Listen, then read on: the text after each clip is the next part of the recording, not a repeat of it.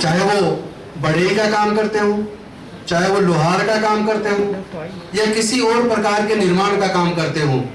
मैं समझता हूं आज उस पूरे समाज के सम्मान करने का दिन है। शिल्पकार दिवस पर, निर्माणकार दिवस पर आप सबको शुभकामनाएं और पूरे देश के मूल निवासियों को उनके अधिकारों के प्रति जागृति पैदा करने वाले मानवतावादी, इंसानियत पसंद, आडंबरवाद और पाखंडवाद के घोर विरोधी पेरियार ईवी रामास्वामी नायकर जी की जयंती पर उनको अपने पुष्पांजलि अर्पित करता हूं और देश के अंदर सिपाहियों व सैनिकों का पहला ग्वालियर में संगठन बनाने वाले 1921 में कानपुर के पास झिंझक रेलवे स्टेशन के पास पैदा हुए पेरियार ललई सिंह बौद्ध जी को अपनी सदा सुमन अर्पित करता हूं, क्योंकि जो पुस्तक जिसने पूरे देश में नहीं बल्कि दुनिया के अंदर तहलका मचा दिया, सच्ची रामायण, जो तमिल भाषा में पेरियार ईवी रामास्वामी नायकर जी ने लिखी थी, उत्तर भारत के लोग उसको पढ़ना चाहते थे, जिज्ञासा थी लोगों में, उसका हिंदी में अनुवाद करवा के और उत्तर भारत के लोगों को पढ़ने का मौका देने वाले पेरियार ललई सिंह बौद्ध जी के भी चरणों में मैं अपनी पुष्पांजलि अर्पित करता हूं।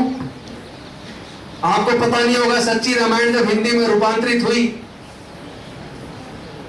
तो लोगों ने उसके खिलाफ आंदोलन छेड़ दिया, यहां तक कि इलाहाबाद हाई कोर्ट में केस डाल दिया और पेरियार ललई सिंह यादव उस केस को इलाहाबाद हाई कोर्ट से जीते, फिर सुप्रीम कोर्ट में जीते और उसके बाद सच्ची रामायण पढ़ने का उत्तर भारत के लोगों को मौका मिला। अभी हमारे एक साथी वक्ता, मैं किसी की बात का बुरा नहीं मानता, उन्होंने कहा कि जाति से ही हमें सम्मान मिलता है। अगर केवल ऐसा हुआ होता तो देश में इतने महापुरुष हुए जिनका सब जातियों ने मिलकर सम्मान किया है। एक साथी ने कहा कि जी आपने पुष्प चढ़ाने के लिए सबकी मूर्तियां रखी हैं, लेकिन विश्वकर्मा जी की नहीं रखी। तो मैं आपको एक बात बता दूं, मूर्तियों का निर्माण चालाक इंसानों ने किया है।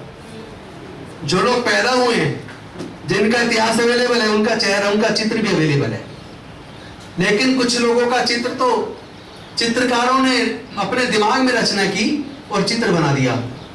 हमने उस चित्र को तवज्जो देने की बजाय उसका चित्र अपने आप निर्मित किया कि जो मेहनत का समाज है, जो कभी किसी दूसरे का हक नहीं मारता, जो अपने कर्म पे भरोसा करता है, जो निर्माण का काम करता है, जो शिल्पकार का काम करता है, जो बढ़ई का काम करता है, लोहार का काम करता है, या तमाम तरह के निर्माण के काम करने वाले एक गौरवशाली समाज का सम्मान करने का दिन है। हम उसको मनाएंगे, हमने अपना उसकी रचना की।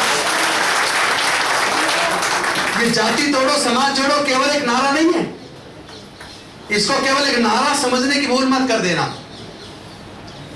लोग अपने कर्म से सम्मान पाते हैं, जो लोग अच्छे कर्म नहीं करते उसके समाज के लोग भी उसको बुरी नजर से देखते हैं, गाली देकर अपमानित कर देते हैं।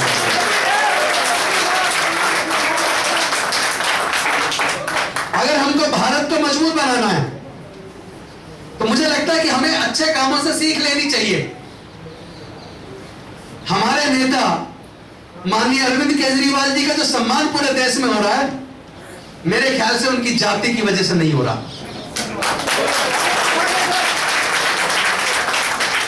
अगर अरविंद केजरीवाल जी का पूरे देश के अंदर सम्मान हो रहा है, पूरे दुनिया के अंदर चर्चा हो रही है, तो मैं समझता हूं शिक्षा और स्वास्थ्य के क्षेत्र में जो अभूतपूर्व काम उन्होंने किया है, उसकी वजह से पूरे देश के लोग उनका सम्मान कर रहे हैं।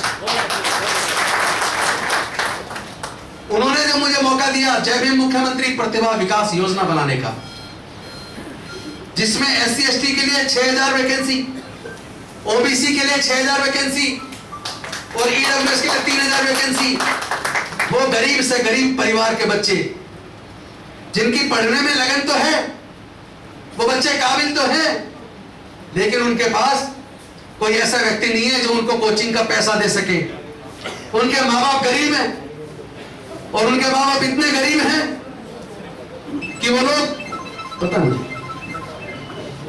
इतने गरीब हैं कि बच्चा आईएएस बनने का सपना देखता है, बच्चा डॉक्टर बनने का सपना देखता है, बच्चा इंजीनियर बनने का सपना देखता है, बच्चा कंपटीशन की तैयारी करना चाहता है, लेकिन उसके माँ बाप के पास इतना पैसा नहीं है, इतना पैसा उसके माँ बाप के पास नहीं है कि वो अपने बच्चे को कोचिंग करा सके और उस बच्चे के सपने को साकार करने का मौका दे सके।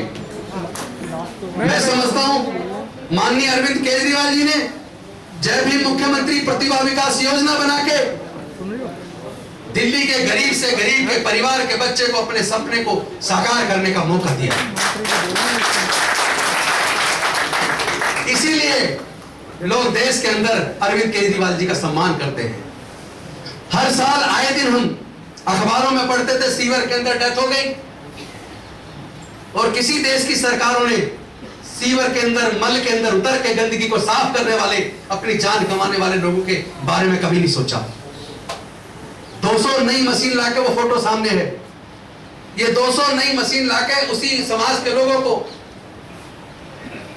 एक तो उनकी जान बचाई और उनको एंटरप्रेन्योर बना दिया, सरकार की गारंटी वारंटी दिला के उनको गाड़ी का मालिक बना दिया, और आज सीवर के अंदर डेथ होना बंद हो गई। ये ऐतिहासिक काम है।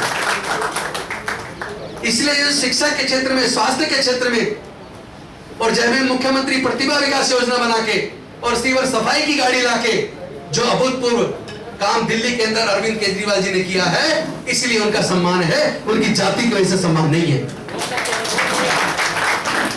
मैं आप सबसे कहना चाहता हूं दोस्तों, अगर देश को मजबूत करना है तो ये जो निर्माण करने वाली कौम है, मेहनत कश कौम है, इसको एकजुट होना पड़ेगा।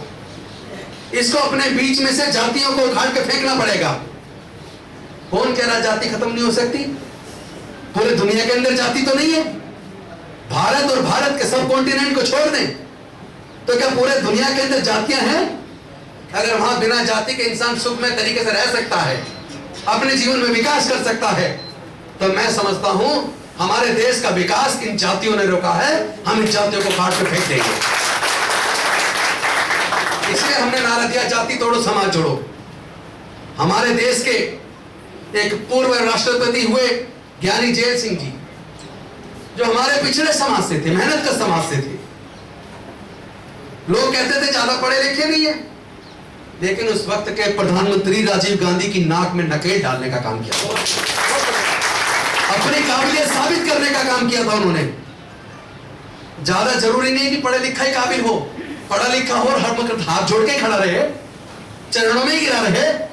मुझे लगता है ऐसे लोगों से ज्यादा फायदा नहीं है। जब वो राष्ट्रपति थे, आपको पता नहीं है, राजीव गांधी जी को सपने में नजर आने लगे थे, कब कभी छूटती थी, क्योंकि वो सिद्धांतों पर अड़ गए। उन्होंने राष्ट्रपति के अधिकारों को पहचाना और उसका इस्तेमाल किया, और राजीव गांधी को मजबूर कर दिया कि वो राष्ट्रपति जी का सम्मान करे, उनकी बात को माने। तो मुझे लगता है अगर हमारे बहुजन समाज के अंदर ऐसे महापुरुष पैदा हुए हैं तो हमें उनका सम्मान करना चाहिए। अगर हम लोग अपने बुजुर्गों का, अपने समाज के महापुरुषों का सम्मान नहीं करेंगे तो क्या फिर तो दूसरा भी नहीं करेगा। मुझे लगता है आज इस मंच के माध्यम से मैं अपने इन सब महापुरुषों की जयंती पे आप सबको बधाई देता हूं और उनके चरणों में अपने श्रद्धासुमन अर्पित करते हुए फिर से नारा दे रहा हूं, जाति तोड़ो, जाति तोड़ो। अब चूंकि